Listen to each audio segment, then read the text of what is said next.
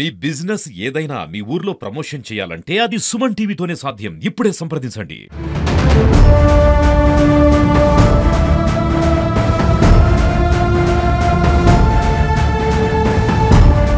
మనకి ఈ మధ్యకాలంలో మహబాద్ పట్టణంలో వెహికల్స్ పోతా ఉన్నాయి. దాంట్లో భాగంగా ఈరోజు ఎస్ఐ విజయ్ కుమార్ సిబ్బందితో వెహికల్ చెకింగ్ చేస్తుండగా మనకి రాతండ దగ్గర వ్యక్తి అనుమానాస్పదంగా కనిపించాడు. ఆ వ్యక్తిని తీసుకొచ్చి విచారిస్తే అతను కొన్న బండి యొక్క కాగితాలు లేవు. ఫర్దర్గా ముందుగా విచారిస్తే ఇంకా ఇది దొంగ బండి చెప్పడం జరిగింది.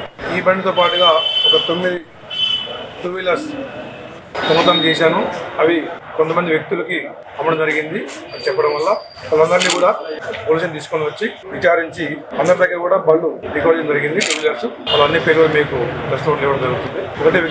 ఒకటే విజ్ఞప్తి, ఎవరైనా సరే బండి అమ్ముతామని తక్కువ ధరకి 2-3 వేలకు అమ్ముతామని వచ్చినప్పుడు ఆ బండి యొక్క ఒరిజినల్ డాక్యుమెంట్స్ అన్నీ తనిఖీ చేసుకున్న తర్వాతే బండి కొనుగోలు చేయాలి. అది కూడా చట్ట ప్రకారం లీగల్గా ఆ వెహికల్ యొక్క రిజిస్ట్రేషన్ పేపర్లు వారి పేరు మీద మార్చుకోవాలి.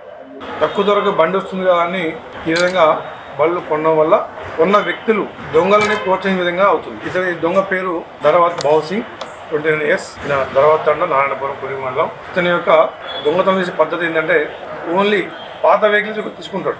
ఈ స్పెండర్స్ ఈ వెహికల్ పాతకైన తర్వాత దాని యొక్క కీ అనేది టెంపర్ తగ్గుతుంది, కీ పెడతాడు, ఆ దొంగతనం చేసుకుంటాడు. దీంట్లో కురివిలో ఒక వ్యక్తి దగ్గర వాహనం దొంగతనం చేసుకొని వేరే వ్యక్తికి అమ్మాడు, బండి నరేష్కి అమ్మాడు. అతనికి అమ్మి అతని దగ్గర నుంచి మళ్ళీ కొద్ది రోజుల్లోనే ఆ బండి దొంగతనం చేసినాడు. దొంగతనం చేసి మళ్ళీ వేరేకి అమ్మింది. జనరల్గా ఏంటంటే దొంగలు బండి అమ్మిన తర్వాత మళ్ళీ దాని జోలికి పోదు. ఈ దొంగ మాత్రం అదే బండి మళ్ళీ దొంగతనం చేసి ఇంకోరికి అమ్మింది. ఎవరైతే ఫస్ట్ దొంగతనం బండి కొన్నాడో అతని మీద కూడా కేసు నమోదు జరిగింది.